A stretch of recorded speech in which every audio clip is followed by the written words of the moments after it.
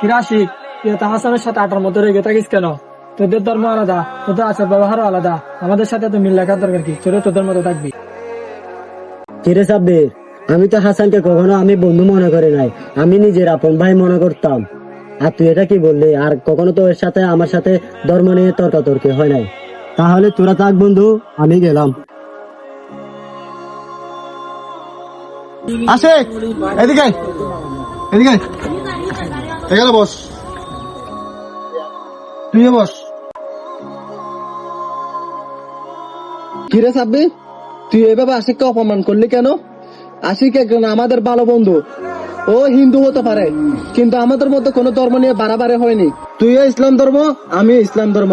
আর ইসলাম ধর্মে কি আছে হিন্দুকে হিংসা করা, কোন ধর্মকে নিয়ে তর্ক বিতর্ক করা?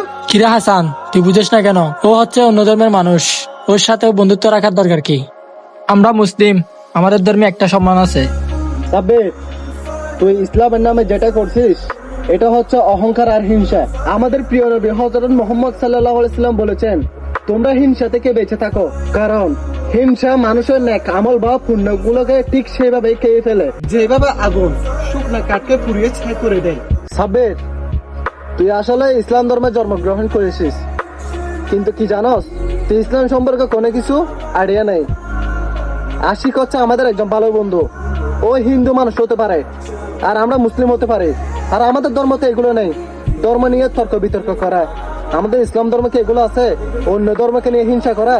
আমাদের মহানবী সাল্লাল্লাহু আলাইহি ওয়াসাল্লাম মদিনা শরীফে অন্য ধর্মের মানুষদের সাথে সম্পর্ক ঠিক ভালোভাবে চমৎকার রেখেছিল। একজন সত্যিকারের মুসলিম কখনো অন্য ধর্মের মানুষকে ছোট বা হিংসা করে দেখে না। আর কি করলি তুই? আশিকের মনটা ভাঙিয়ে দিলি। হাসান, আশিক, তোরা যদি আমাকে বুঝে না বলতি, আমি কখনো বুঝতাম না। আমাকে ক্ষমা করে দিস। বন্ধু, আমি কিছু মনে করি নাই, বন্ধুর ভিতরে এরকম অনেক কিছু হয়ে থাকে। ধর্মের মূল শিক্ষাই হলো মানুষের প্রতি ভালোবাসা ও পরম সহিষ্ণুতা। বন্ধুদের মাঝে যখন ধর্মের নামে হিংসা বা অহংকার চলে আসে, তখন শুধুই বন্ধুত্ব নষ্ট হয় না, নিজের নেক আমলে পুরে ছাই হয়ে যায়। আসুন, মনের ভেতরের সব হিংসা ও অহংকার দূর করে সবাইকে মানুষ হিসেবে সম্মান করতে শিখি।